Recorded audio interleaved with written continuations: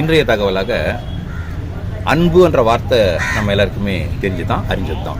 இந்த அன்பில் ரெண்டு விதம் இருக்குது. ஒன்று கட்டாயமாக இது அடைஞ்சே ஆகணும் அவங்ககிட்ட இருந்துக்கும் போது செலுத்துகிற அன்பு ஒன்று, ஒன்றுமே பிரதிபலனை எதிர்பார்க்காம செலுத்துகிற அன்பு ஒன்று. ரெண்டு அன்பு இருக்குது.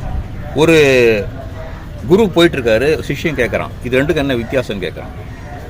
இப்போது பாஷையில் சொல்லணும்னா அதை இப்போ ட்ரெண்டிங் பாஷையில் சொல்லணும்னா கண்டிஷனல் லவ், அன்கண்டிஷனல் லவ் அப்படின்னா என்னன்னு கேட்குறான். அப்போது அந்த குரு என்ன சொல்கிறார், ஒரு ஆத்தங்கரை கூட்டும் போகிறாரு.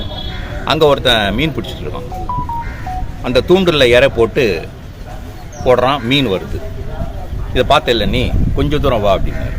அங்கே ஒருத்தன் என்ன பண்ணுறான், பொறி பாக்கெட்டு அந்த புழு பாக்கெட்லாம் வச்சுக்கிட்டு மீனுக்கு போட்டுகிட்டே இருக்கான். அவங்ககிட்ட தூண்டில்லாம் கிடையாது.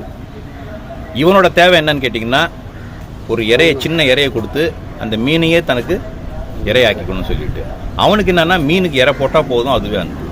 இதுதான்ப்பா அப்படின்றார். இந்த அன்பு ரெண்டு கேட்டல வித்தியாசம் இப்போ உங்களுக்கு வாழ்க்கை புரிஞ்சிட்டு இருக்கும். அதாவது இவனுக்கு கண்டிஷனல் லவ், இதை நம்ம கொடுத்தோம்னா அந்த மீன் நமக்கு கிடைக்கணுன்றது. அதே மாதிரி அவனுக்கு என்னன்னா, எனக்கு அதெல்லாம் தெரியாது, மீனுக்கு ஏதோ போட சொன்னோம் போட்டுறோம், அவ்வளோதான். இப்படி தான் வாழ்க்கையில் என்னென்னா ரெண்டு விதமான அன்பு செலுத்தக்கூடியவர்கள் நம்மிடையே இருக்கிறார்கள்.